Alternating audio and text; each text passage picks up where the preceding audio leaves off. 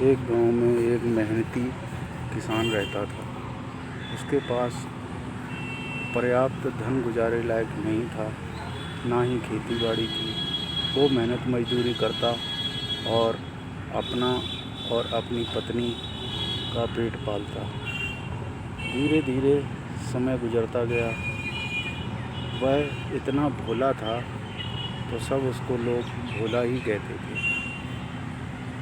जब वो किसी के खेत में मजदूरी करने जाता था तो लोग उसको आधे पैसे दिया करते थे, क्योंकि वो सीधा इतना था, वो कुछ किसी से कह नहीं पाता था और हमेशा यही कहता था कि जो प्रभु की इच्छा। धीरे धीरे करके वक्त गुजरता गया। अपना जीवन ऐसे ही यापन करने लगा वो। एक बार क्या हुआ, एक किसान के यहाँ वो मजदूरी करने गया तो वो किसान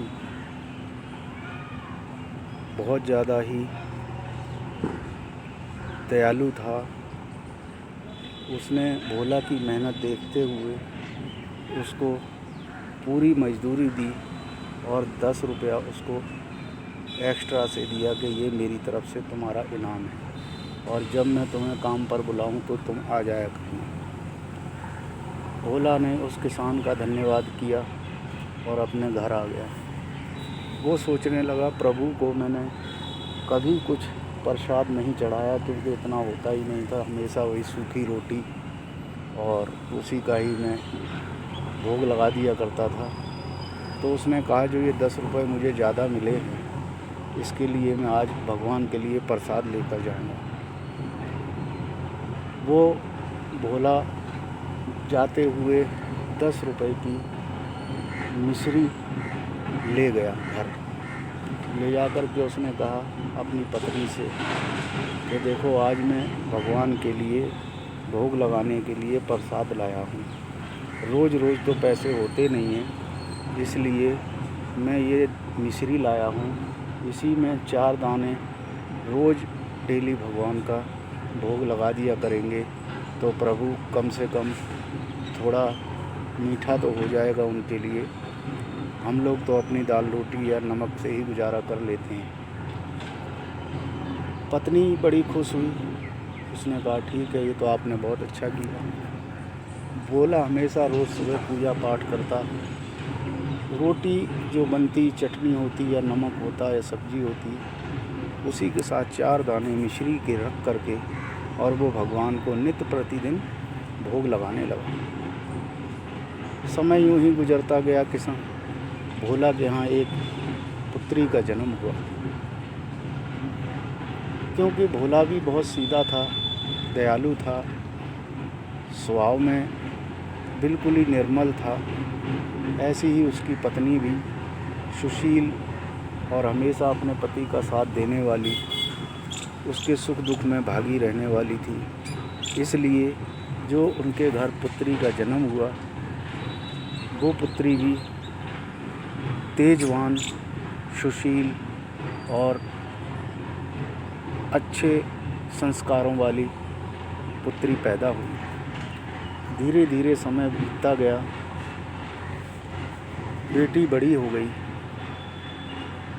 एक दिन भोला की पत्नी ने कहा कि अब हमारी बेटी बड़ी हो गई है, इसका ब्याह शादी संबंध कहीं देखिए, क्योंकि हमारे पास तो इतना धन भी नहीं है। जो आप कमाते हैं उसी से ही हमारा घर का खर्चा चलता है, और इतना नहीं होता है कि जो हम जोड़ सकें। भोला ने कहा, ठीक है, जो प्रभु करेंगे अच्छा करेंगे, देखते हैं। भोला ने इधर उधर लोगों से कहना शुरू किया। अपनी रिश्तेदारी में सबसे कहा कि भाई कोई लड़का हो, शादी करनी है बेटी की। सब लोग कहते थे इसके पास धन तो है नहीं, ये शादी क्या करेगा। इसलिए कोई भोला की मदद भी नहीं करना चाहता था। समय थोड़ा और बीता। थोड़े दिन बाद भोला ने एक लड़के को पसंद किया और बातचीत सगाई वगैरह फाइनल हो गई। इसके बाद में शादी का दिन निश्चित हो गया। भोला ने जो उसके गांव वाले थे, उनसे सबसे मदद मांगी पर किसी ने भी उसकी मदद नहीं की। भोला बड़ा दुखी रहने लगा, परेशान रहने लगा। सोचता था, हे परमात्मा, आज तक मैंने सुना था कि बेटी किसी की भी कुंवारी नहीं रहती है, पर अब मेरा और मेरा परिवार का ये जो संकट है इसको आप दूर करो। कुछ लोगों ने कहा कि भाई हमारे यहाँ एक सेठ है, बहुत पैसे वाला, बहुत धनाढ्य है, अमीर है और बहुत दयावान भी है, तुम उसके पास चले जाओ। लोगों ने कहा, अरे कोई नहीं, चलो हम भी चलते हैं, सेठ जी से निवेदन करेंगे, उनसे थोड़ी याचना करेंगे, तो हो सकता है वो आपकी मदद कर दें। खैर सब लोग 7-8 जने इकट्ठे होकर भोला को लेके और सेठ जी के पास पहुंचते हैं। सेठ जी अपनी गद्दी पर विराजमान थे, बैठे हुए थे। सेठ जी ने कहा, वो बोलो भाई, कैसे आना हुआ, क्या काम है? भोला ने हाथ जोड़कर कहा, सेठ जी, मेरी पुत्री का विवाह है और मेरे पास धन की कोई व्यवस्था नहीं है, ना ही मेरे पास ज़मीन जायदाद है जो मैं आपके पास गिरवी रख दूँ या बेच के अपनी बेटी की शादी कर दूँ। मैं आपसे ये निवेदन करने आया हूँ कि यदि आप कुछ मेरी मदद कर दें तो मैं अपनी पुत्री के हाथ पीले कर दूँ। सेठ ने कुछ देर विचार किया और बोला, भाई मेरे पास तो कुछ है नहीं, मैं आपकी मदद कैसे कर सकता हूँ, मेरे पास कुछ नहीं है। सब लोग हैरान थे कि ये सेठ सबकी मदद करता है, लेकिन इसने भोला की मदद नहीं की। सब लोग चले आए। भोला ने आके अपने घर पर अपनी पत्नी से कहा कि एक आखिरी उम्मीद थी, वो भी टूट गई। सेठ ने साफ साफ मना कर दिया है कि मेरे पास धन नहीं है, मेरे पास कुछ नहीं है।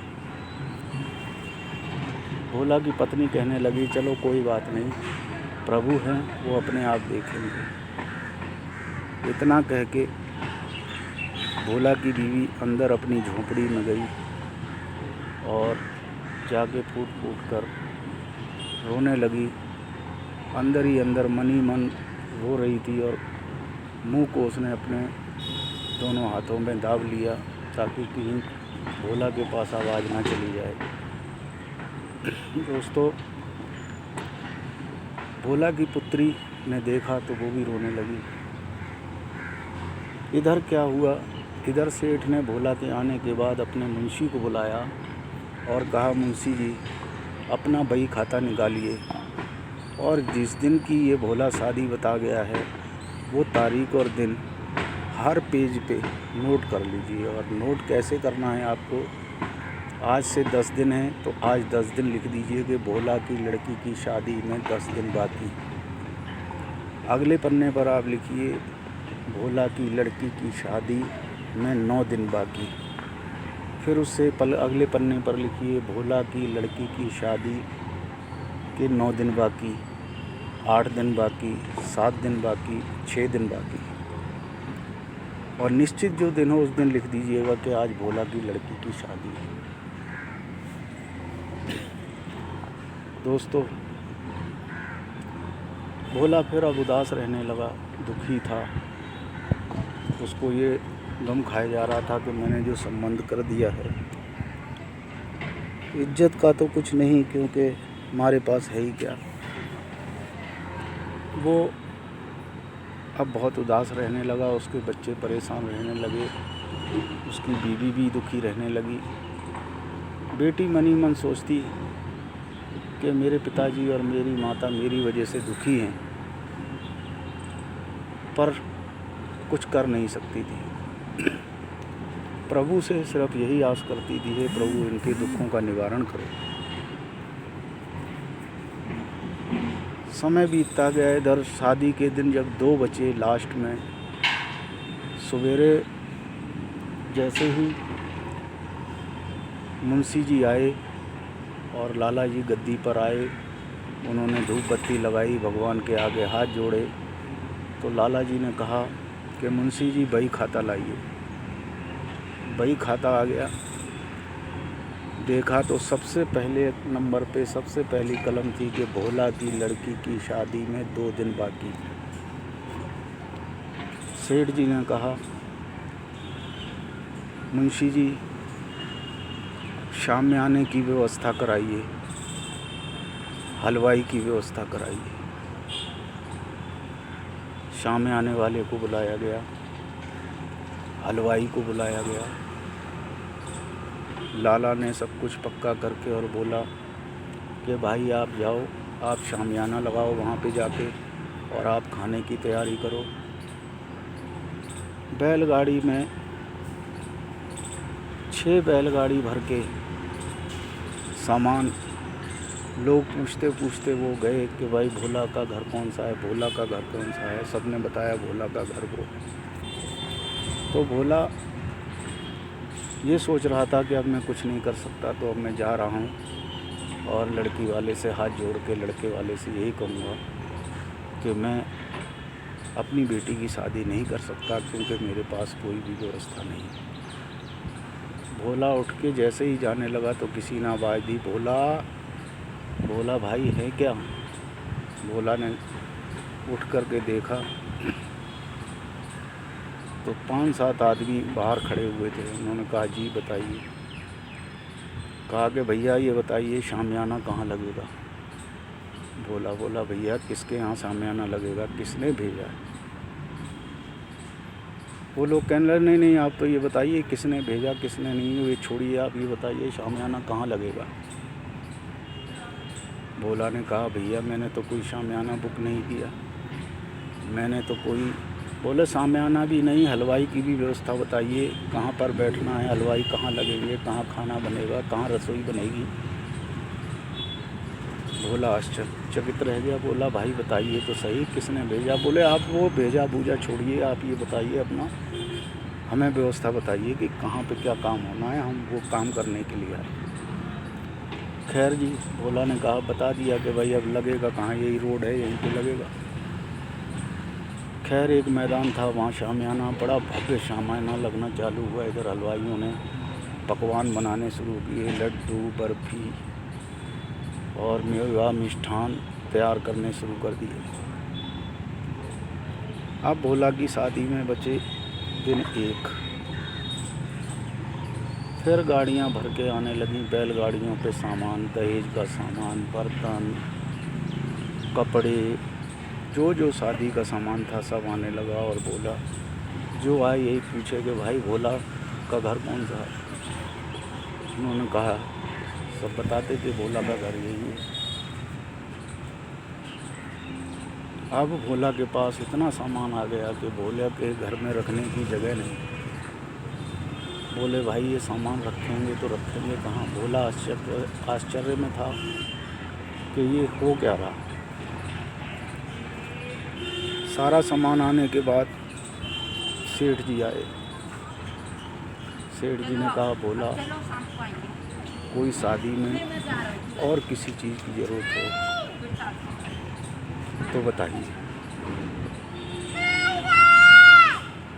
भोला ने सेठ जी के पैर पकड़ लिए। सेठ जी भोला को उठाते हुए बोले, भोला मैंने कुछ नहीं किया, ये करने वाले परमात्मा हैं, उन्होंने मुझे ये प्रेरणा दी।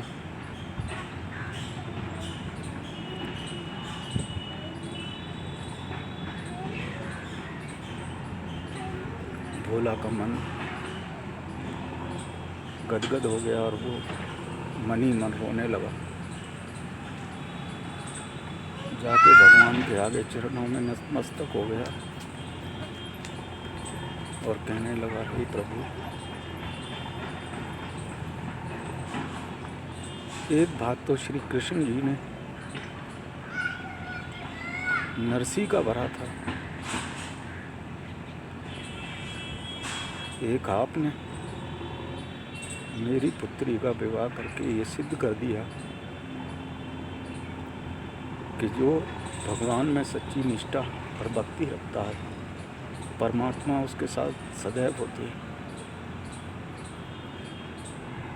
बहुत ही हर्षोल्लास से भोला की बेटी का विवाह हुआ। एक ही गांव नहीं, दसियों गांव की प्रजा ने भोजन को ग्रहण किया। ऐसी शादी हुई कि उस भोला का नाम दूर दूर तक आसपास गांव में हो गया। सब कहते ये तो निर्धन, इतना खर्चा इसने कैसे किया। पर वाकई में ही वो जैसे सुदामा जी के चावलों की मुट्ठी में श्री कृष्ण जी ने उनको तीनों लोक दे दिए, उसी तरीके से भोला के 4 दाने मिश्री में परमात्मा ने भोला को सारे दुखों और कष्टों से तार दिया। हमें इस कहानी से यही प्रेरणा मिलती है कि हम प्रभु की शरण में निष्ठा से, प्रेम से, भक्ति से निश्चल होकर सभी के साथ मानवीय व्यवहार करें और अपने जीवन को कृतार्थ करें। अगर ये मेरा वीडियो आपको पसंद आया हो तो चैनल को सब्सक्राइब करें, वीडियो को लाइक करें